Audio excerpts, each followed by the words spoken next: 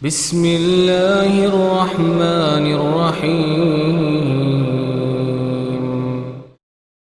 الحمد للہ وحدہ والصلاة والسلام علی من لا نبی بعدہ اما بعد۔ سورۃ الفاتحہ اور موضوعتین کے ذریعے دم کیسے کریں؟ پہلی بات یہ یاد رکھیں کہ دم اسلام میں جائز ہے، نبی صلی اللہ علیہ وآلہ وسلم نے اس کی اجازت دی ہے۔ جس چیز سے منع کیا گیا وہ یہ ہے کہ ہاتھوں پر یہ کلائی پر دھاگا باندھنا، سبز، کالا اور اسی طرح تعویذ اور امام زامن باندھنا، ان چیزوں سے روکا گیا۔ آئیے سنتے ہیں سیدنا ابو سعید خدری رضی اللہ تعالیٰ عنہ اس حدیث کے راوی ہیں۔ بخاری کی حدیث نمبر 5749 اور مسلم شریف کی حدیث نمبر 200 یا 2201 ہے۔ صحابہ کرام کی جماعت کا گزر ایک قبیلے کے پاس سے ہوا۔ اسی اثناء میں قبیلے کے سردار جو تھے ان کو سانپ نے ڈس لیا۔ لمبی حدیث میں مختصر بیان کروں گا۔ تو انہوں نے صحابہ کرام سے دریافت کیا کہ آپ کے پاس کوئی دوا یا دم کرنے والا ہے؟ چنانچہ ایک صحابی گئے اور سورۃ فاتحہ پڑھ کر دم کیا اور اپنا لعاب دہن جو اس پر لگا دیا۔ اس کی تکلیف ایسی دور ہو گئی کہ جیسے اس کو تکلیف تھی ہی نہیں۔ خوش ہو کر اس نے بکریاں ان کو دی۔ جب آپ یعنی صحابہ کرام واپس لوٹے تو پورا واقعہ آپ صلی اللہ علیہ وآلہ وسلم کو سنایا۔ آپ صلی اللہ علیہ وآلہ وسلم نے فرمایا کہ تمہیں کیسے معلوم ہے کہ سورۃ فاتحہ دم ہے؟ تم نے صحیح کیا، تم نے درست کیا، اور ایسا کرو کہ بکریاں آپس میں تقسیم بھی کر لو اور ان میں سے جو ہے مجھے بھی حصہ دے دینا۔ اسی طرح بھائیو، سورۃ الفاتحہ پڑھ کر کسی بھی بیماری سے نجات کے ذریعے دم کیا جا سکتا ہے۔ مسند احمد کی حدیث نمبر 210 اور 211 میں حضرت خارجہ بن سلت کہ چچا جو ہیں وہ بیان کرتے ہیں کہ نبی اکرم صلی اللہ علیہ وسلم کی زیارت سے واپسی پر ہمارا گزر ایک قبیلے سے ہوا۔ تو انہوں نے عرض کیا کہ ایک آدمی جو ہے وہ اس کا دماغ بالکل چل گیا، یعنی پاگل ہو گیا، اور ہم نے اسے باندھ رکھا ہے، کوئی دوا یا دم وغیرہ ہے؟ ہم نے کہا ہاں۔ چنانچہ اس پر 3 روز تک صبح اور شام سورۃ فاتحہ پڑھ کر دم کیا تو وہ شخص ایسے صحیح اور تندرست ہو گیا جیسے اس کو کچھ تھا ہی نہیں۔ اللہ اکبر۔ اسی طرح پیارے بھائی، موضوعتین پڑھ کر دم کرنا یہ بھی حدیث سے ثابت ہے۔ چنانچہ صحیح البخاری کی حدیث نمبر اور 4 اس میں حدیثیں ہیں، 16، 50، 48 اور 57۔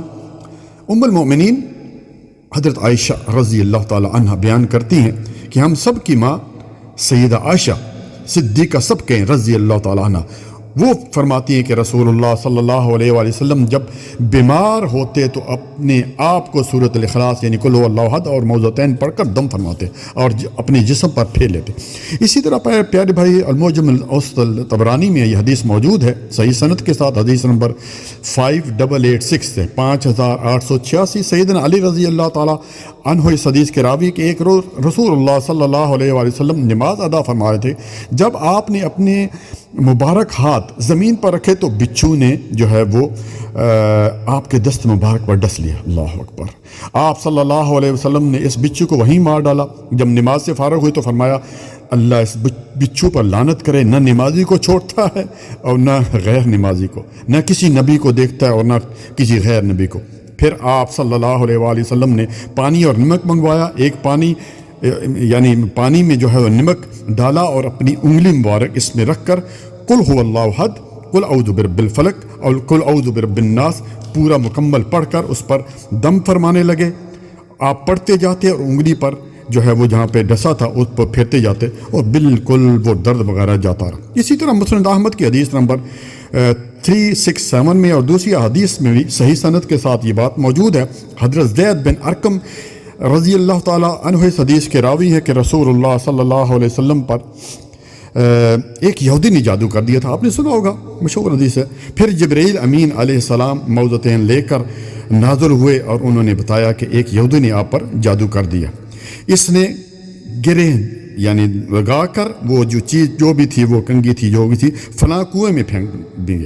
تو آپ صلی اللہ علیہ وآلہ وسلم نے حضرت علی رضی اللہ تعالیٰ عنہ کو بھیجا اس سے نکال لاؤ۔ چنانچہ ایک ایک آیت پڑھتے جاتے اور وہ گریں کھلتی جاتی حتیٰ کہ جادو کا اثر بالکل جو ہے وہ غائب ہوگا۔ اسی طرح پیارے بھائیوں، صحیح البخاری کی حدیث نمبر 6319 میں ام المؤمنین ہم سب کی ماں سب کہیں رضی اللہ تعالی عنہ عائشہ بیان فرماتی ہیں کہ رسول اللہ صلی اللہ علیہ وآلہ وسلم جب رات کو بستر پر لیٹتے تو 3 مرتبہ یہ تینوں صورتیں پڑھتے اور ہر مرتبہ دونوں ہاتھوں پر پھونک کر جہاں تک ممکن ہوتا اپنے جسم پر پھیر لیتے. قل هو اللہ احد، قل اعوذ برب الفلق، قل اعوذ برب الناس.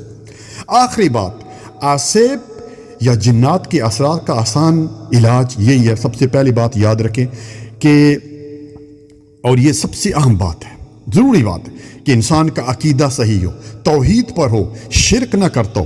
ٹھیک ہے، یہ نمبر 1 ہے. نمبر 2، نماز کی پابندی کرتا ہو. نمبر 3، صبح و شام کی اذکار کرتا ہو.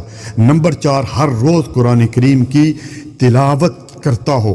اسی طرح اس کے ساتھ جو ہے سورۃ الفاتحہ، آیت الکرسی، سورۃ بقرہ کی آخری 2 آیات آمن الرسول سے لے کر آخر تک، تینوں کل 3 مرتبہ پڑھ کر اسے دم کیا جائے. لیکن اس کے لیے ضروری ہے کہ پڑھنے والوں کو بھی یقین کامل ہو. اور اصل میں کیا ہوتا ہے، یقین نہیں ہوتا، پتہ نہیں یار ہو جائے گا کہ نہیں، پتہ نہیں ہوگا، نہیں، یقین کامل ہو کہ قرآن کریم میں شفا ہے، کہ اللہ تعالیٰ قرآن کریم میں شفا رکھی ہے.